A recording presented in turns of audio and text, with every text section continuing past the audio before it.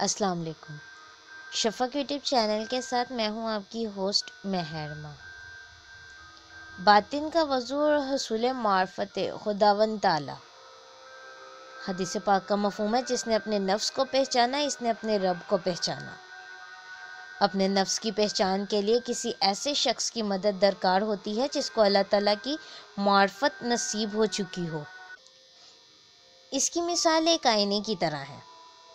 حضور نبی کریم صلی اللہ علیہ وآلہ وسلم نے فرمایا کہ مومن کی مثال ایک آئینے کی طرح ہے جس میں آپ کو اپنا ہی حقیقی چہرہ نظر آتا ہے۔ اچھا یا برا معنی وہ آپ کو آپ کے نفس کی پہچان کروا دیتا ہے۔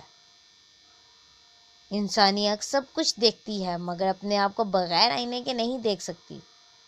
آئینہ آنکھ کو اس کی تمام خوبیاں اور خامیاں خاموشی سے دکھا دیتا ہے، چونکہ آئینہ شفاف ہوتا ہے اور سچ بولتا ہے۔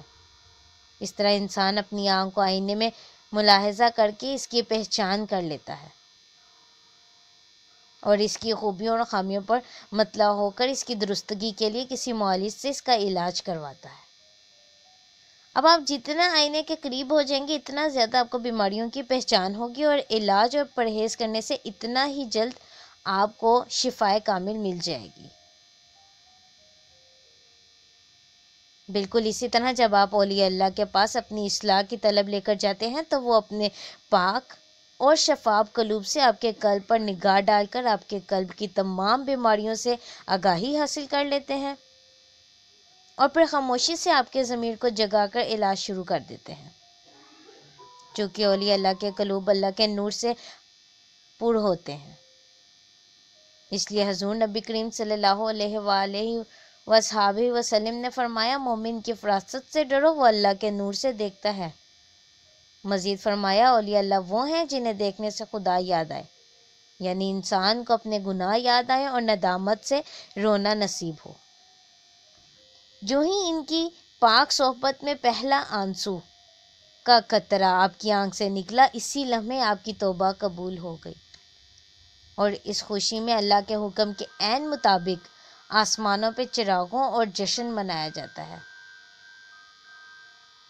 یعنی آسمانوں پر چراغاں کیا جاتا ہے اور جشن منایا جاتا ہے۔ آپ کو مبارک ہو، پاکی اور حصول معرفت کی ابتدا ہو گئی۔ اولیاء اللہ کے پاس بیٹھنے سے آپ کے اندر بیکار ماضی اور سرزد جرم و خطا کی ویڈیو کیسٹ چل پڑے گی اور رونا بہت بہت آئے گا۔ سرزد گناہوں اور خطاؤں اور بے حد اور بہت زیادہ ندامت ہوگی، نفس کی بے اعتدالیوں اور مکاریوں کی پہچان شروع ہو جائے گی۔ جو گناہ یاد آتے جائیں گے پرانی گناہوں کی ویڈیو آپ کے سامنے چلتی رہے گی، ان کے ساتھ ساتھ آپ کی توبہ اور معافی کا عمل بھی جاری و ساری ہو جائے گا۔ گناہ نیکیوں میں تبدیل ہوتے جائیں گے اور پرانے گناہوں والی ویڈیو مٹنا شروع ہو جائے گی۔ نئی پیدائش کا عمل شروع ہو جائے گا۔ توبہ کی قبولیت کے بعد آدمی ایک معصوم بچے کی طرح گناہوں سے پاک صاف ہو جائے گا۔ حضرت مولانا جلال الدین رومی رحمۃ اللہ علیہ نے اسی لیے تو فرمایا تھا کہ یک زمانہ یا یک زباں صحبت با اولیاء بہتر از 100 سالہ طاعت بریا۔ ایک لمحہ ولی کے پاس بیٹھنا 100 سال کی بیریہ عبادت سے افضل ہے۔ اولیاء اللہ کے پاس جانے سے پہلے سب سے پہلے آپ کو چھوڑ کے بھاگنے والا شیطان مردود اور خبیث و جنات ہے، چونکہ عارف کی مثال سورج کی طرح ہوتی ہے۔ عارف کا سینہ نور خدا کا خزینہ ہوتا ہے اور اس نور کی کرنوں سے شیطان مردود کی شیطانی طاقتیں جل جاتی ہیں اور وہ بہت کمزور پڑ جاتا ہے۔ اس لیے جب آپ عارف کی صحبت میں جانے کی کوشش کریں گے تو یہ مردود حد الوسیع آپ کو وہاں جانے سے روکے گا، لیکن اللہ کے فضل سے جب آپ نہیں روکیں گے تو یہ مجبوراً آپ کو چھوڑ کر بھاگ جائے گا، کیونکہ وہاں اسے اپنی موت نظر آتی ہے۔ انہی لوگوں کے بارے میں اس نے تسلیم کیا تھا اور اللہ تعالیٰ کے حضور اس مردود نے جب بنی آدم کو گمراہ کرنے کا دعویٰ کیا تھا تو اس نے کہا تھا کہ تیرے مخلصین بندوں پر میرا بس نہیں چلے گا، اب آپ کے ساتھ باقی رہ جانے والی برائی نفس امارہ ہے جو کہ تا دم مرگ آپ سے جدا نہیں ہو سکتا۔ عارف کامل کا پہلا شکار یہی نفس بنتا ہے، جس کو اولیاء اللہ قابو کر کے اس کی دھلائی شروع کر دیتے ہیں اور اس کو بتدریج کمزور کر کے آپ کی تابع فرما اور محکوم کر دیتے ہیں۔ پہلے وہ آپ پر سوار تھا، اب آپ اس پر سوار ہو جائیں گے اور یہ تابع فرما ہو کر نفس مطمئنہ بن جائے گا، جو کہ آپ کا دوست اور مددگار ہوگا۔ تمام انبیاء کرام علیہ السلام، اصحاب رسول رضوان اللہ اجمعین، صدیقین، صالحین اور اولیاء کرام رحمۃ اللہ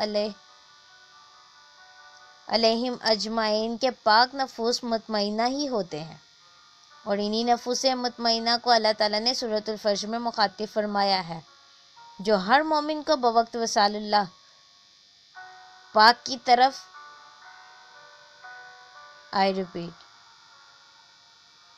جو ہر مومن کو بوقت وصال اللہ پاک کی طرف سے یہ بہت خوبصورت آواز میں ندا کی جاتی ہے، جس سے روح وجد میں آ کر جھومتی ہوئی جسم سے جدا ہو کر اپنی اصل منزل کی طرف روانہ ہو جاتی ہے۔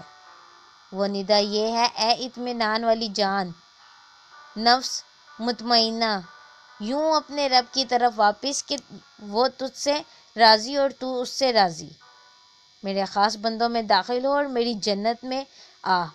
اولیاء اللہ قلوب کی دھوبی ہوتے ہیں، جب آپ حق کی طلب اور اپنی اصلاح کی نیت سے ان کے پاس حاضر ہوں گے تو وہ آپ کے بیمار اور غافل دل کو اپنا کر اسے نفس کی قید سے رہائی دلائیں گے، اور جو نفس کی شیطانی طاقتیں ختم کریں گے، اس کے ساتھ ہی قلب سے تمام میل کا چیل اور زنگ دور کر کے قلب کو تمام گندگیوں سے پاک کر دیں گے۔ قلب میں جتنا کم زنگ اور گندگی ہوگی اتنا جلد وہ پاک ہو جائے گا۔ اگرچہ وہ فقط ایک نگاہ سے ہی نفس کو محکوم اور قلب کو بیدار کرنے کی قدرت رکھتے ہیں، مگر وہ مریض کی قوت برداشت دے کر ہی جلدی آہستہ آہستہ علاج کرتے ہیں۔ جب نفس ہمارا محکوم اور قلب پوری طرح پاک و صاف اور بیدار ہو جاتا ہے تو اب وہ اس میں محمدی خوشبو لگاتے ہیں، اور پھر اس میں وہی نور خدا جو مصطفیٰ کریم صلی اللہ علیہ وآلہ وصحبہ وسلم کے سینہ انور سے نکل کر ان کے سینوں میں آیا، وہ آپ کے پاک قلوب میں داخل کرتے ہیں۔ مبارک ہو، اب آپ کا قلب عرش معلیٰ بن گیا، لامکان بن گیا، قلب سلیم بن گیا۔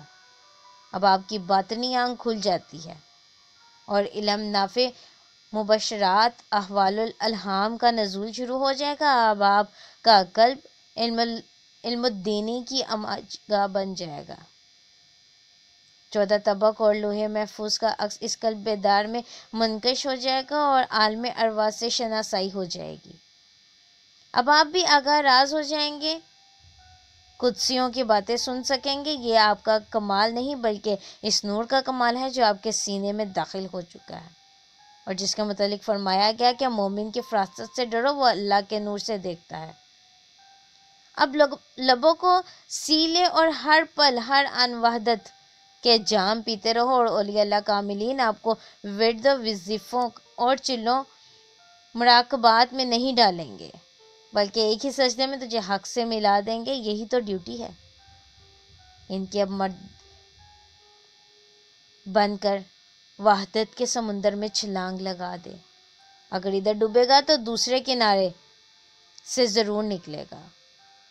اولیاء کرام سے غلیظ دنیا ہرگز طلب نہ کرنا، گنج بخش سے وہ گنج طلب کر جو حضرت خواجگان معین الدین چشتی اجمیری رحمۃ اللہ علیہ کو ملا، جو حضرت علامہ محمد اقبال رحمۃ اللہ علیہ کو ملا، جو حضرت امام واصف صفا رحمۃ اللہ علیہ کو عطا ہوا۔